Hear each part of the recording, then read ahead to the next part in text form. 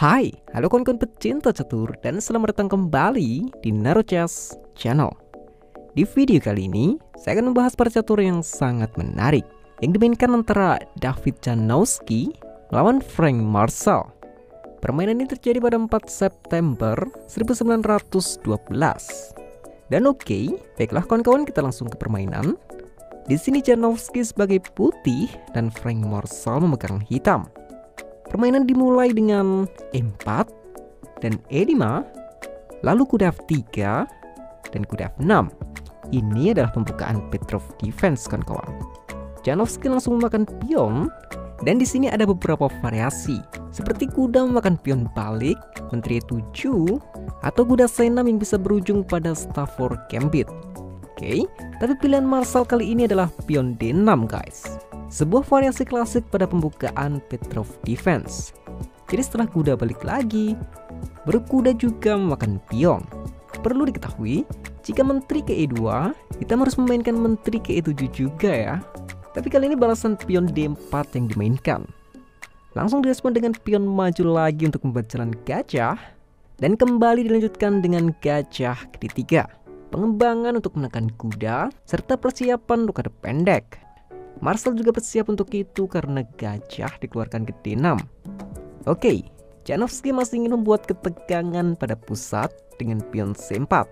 Tapi kali ini Marshall mengabaikannya, dia tetap memilih untuk rokade pendek. Lihatlah kawan-kawan, apakah hitam memberikan pionnya ini gratis? Mari kita sama-sama lihat karena Janowski juga memakan pion. Ini membuat kuda menjadi tidak terjaga. Namun putih sudah menyiapkan jawaban ini dengan gajah ke B4 skak. Oke, ini juga membuat menteri jadi menyerang pion. Jika skak ditutup dengan gajah atau kuda, biasanya pemain hitam akan menukar banyak perwira. Karena itu akan membuat dia unggul satu tempo untuk mengeluarkan benteng ke E8 sekaligus skak. Tapi oke, Janowski memilih jalur lain, yaitu raja ke F1. Ya, raja ke F1 ini menjauhkan dari ancaman gajah gelap. Memang akan ada resiko seperti benteng yang akan lama berkembang, tapi ini juga bukan blunder kawan-kawan. Ya, kita lanjut dulu saja. Jelas menteri memakan pion melindungi kuda, lalu ada tambahan penyerang dari menteri C2. Oke, Marshall masih bisa menambah penjaga dengan benteng E8. Posisi benteng ini juga sangat berbahaya, mengingat dia sekarang bekerja sama dengan gajah. Mereka menyerang petak E1 untuk ancaman skakmat. Ya, katakan kuda G5 itu udah pasti kuda G3 skak dikorbankan untuk pola 4 skakmat paksa. Tapi tentu Janowski tahu hal ini. Dia terus menambah penyerang dengan kuda B-nya yang masih sangat pasif ini. Dan tanpa lama Marshall langsung menukar kuda. Janowski memilih makan kembali dengan pion untuk sekaligus menyerang gajah. Guys, tahukah kalian ada langkah unik yang dimainkan Marshall di posisi ini? Apa kalian juga bisa melihatnya? Yes, menteri memakan kuda kawan-kawan, mengorbankan menteri.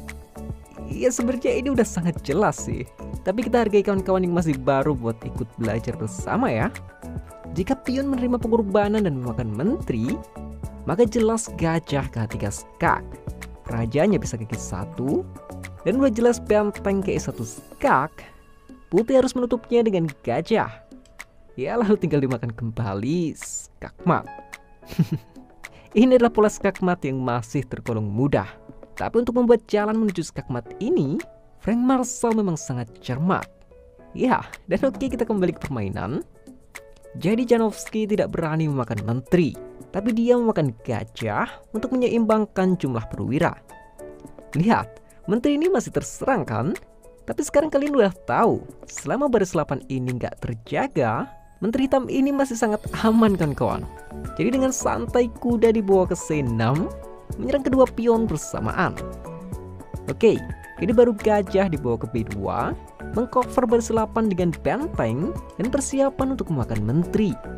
Sayangnya kuda Marshall ini masih fokus pada targetnya.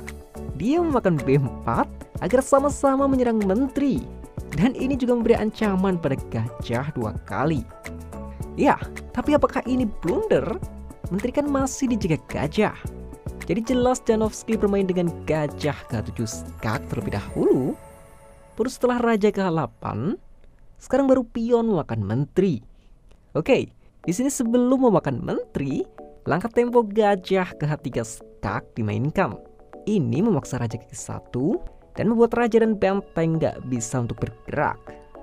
Ya, lalu baru kuda makan menteri. Tapi sayangnya gajah ini bisa menyelamatkan diri sekaligus memakan balik kuda. Oke, kita coba lihat lagi. Kita memang kalah perwira kawan-kawan. Tapi untuk posisi, dia sangat mendominasi. Terlebih ketika kita melihat susunan dari pion putih ini. Mereka sama sekali nggak ada yang terhubung ya. Tapi oke, kita lanjut lagi. Benteng ke E2 menyerang gajah dan kawannya di belakang. Untuk menyelamatkan keduanya nggak ada pilihan lain selain melindunginya dengan benteng. Dan udah jelas ya, Marshal langsung menubuk bentengnya di E8. Tentu dengan ide untuk skakmat.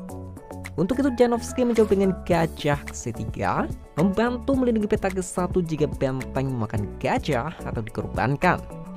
Ya, tapi sebenarnya benteng masih bisa memakan gajah. Lalu mau apapun jawaban dari putih, benteng ke E6 untuk ke G6 akan bisa memaksa langkah skakmat. Tapi balasan yang cukup menarik dari Marshal, benteng ke E3, lagi-lagi menyerang gajah, tapi mengorbankan bentengnya. Ya, ini juga udah jelas sih.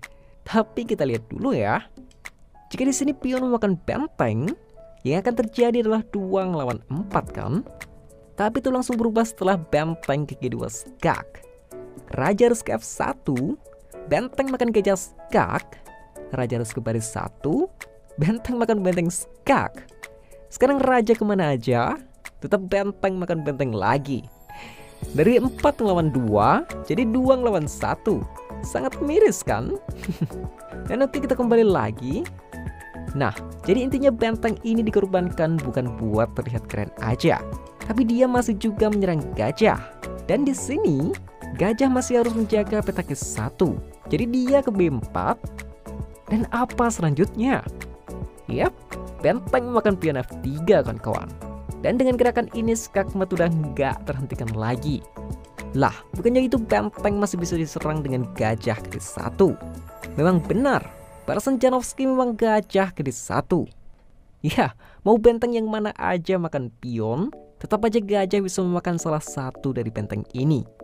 Tapi siapa yang mau makan pion? Frank Marshal memundurkan bentengnya ke F6.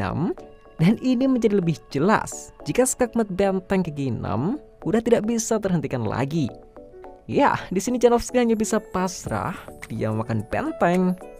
Lalu setelah benteng ke G6 skak dan gajah dipaksa menutup, benteng mengakhiri partai ini dengan memakan gajah skakmat. Ya, saya sangat suka dengan gaya permainan Frank Marshal di partai ini. Kayak brutal tapi halus guys. Tentunya nggak gampang ya main kayak gini. Dan untuk kalian yang masih ngorbanin perwira biar kelihatan keren, udahlah stop. Cari kemenangan itu lebih penting daripada cari perhatian. Ya, dan oke lah kawan-kawan, sekian dulu video kali ini. Semoga video dan partainya bisa menghibur dan bermanfaat. Dan adanya salah kata saya mohon maaf. Salam just lovers, terima kasih.